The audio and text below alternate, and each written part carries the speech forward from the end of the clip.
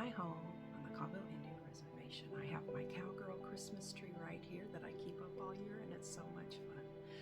But right now, I'd like to introduce to you the third book of the Seven Tine Ranch romance.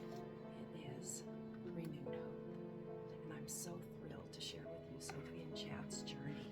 But I'd like first to read the inscription, "Your glory, Lord. For I know the plans I have for you, declares the Lord, plans to prosper you and not harm you, and to give you a future and a hope." From Jeremiah 29:11. I love that verse because it does, God does give us hope, and He does walk us through the storms. So much fun. So this book, the setting, let's talk setting for a little bit. This book is set on 2 different Indian reservations. If you remember, the Seven Tine Ranch is the heart and the hub of these 3 books.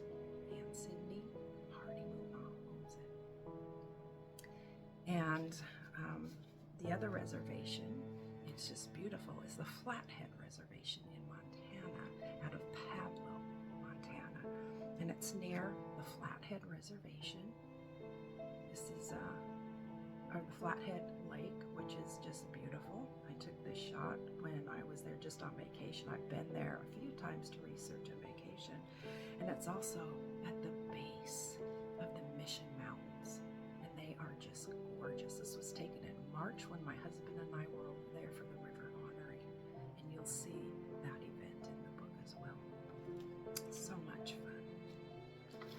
So let's talk a little bit about the reservations. The Colville Reservation is 1.4 million acres with 4 different towns or districts, and it's separated by 3 mountain passes. We live on the Ridge Limb, which is nestled up and edges the Columbia River. Nespelem is 2 towns over and is where the headquarters lie. It's comprised of 12 tribes. You can actually go on their website, colvilletribes.com, and learn more there.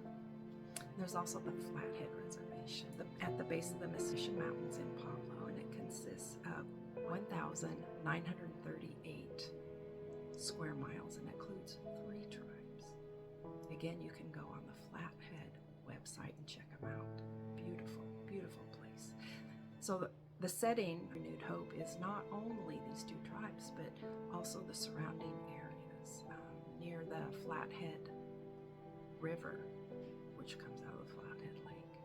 It's also at Hungry Horse Reservoir and Dam area. That is such a beautiful area. Renewed Hope and the Seven Tine Ranch, if you've read them or have seen the videos on the other 2 books, you know is inspired by my niece's murder that dealt with domestic violence. Right here in Enchilium, on the Colville Indian Reservation in eastern Washington. Writing these books has been hard, but it's also been healing.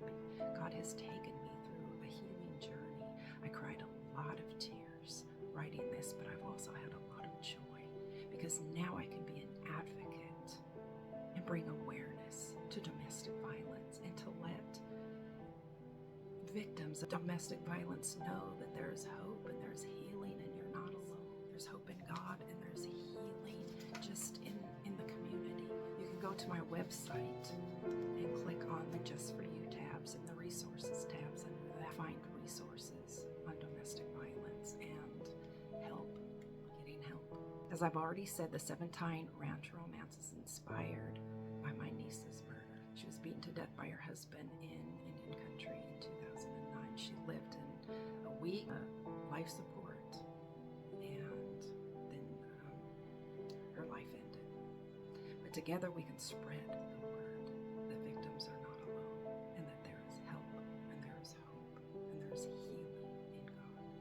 And there are certainly second chances in love and romance, in healthy relationships. So let's take a moment to talk about Sophie Cayes, my heroine. She's an artist, she's a mother, she's a divorcee because she was married to an abusive man and was able to get away from him. She lives in Ronan, but she teaches at the Ronan College, the Indian College, And she also teaches in a consortium, an arts consortium in Polson. And she simply wants to paint and offer a decent life for her little boy, who was a rambunctious preschooler. Sophie is broken, and she's trying to heal, and she's doing a darn good job until her son comes up missing. Chad Davis, he is the colt starter for the Seven Tine Ranch. He loves horses more than people, and he loves the colt that he's working for now. He would do just about anything for that horse and any for Sydney Hardy, the co-owner of the ranch. But he's also guilt-ridden because Sophie's little boy came up missing on his watch, and he will do anything to help Sophie find her son.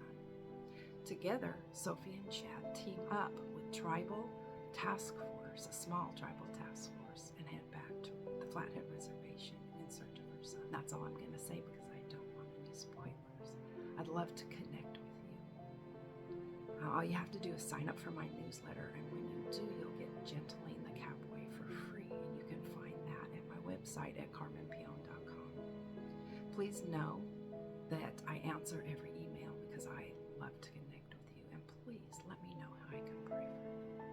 Again, thank you for connecting. Thank you for listening.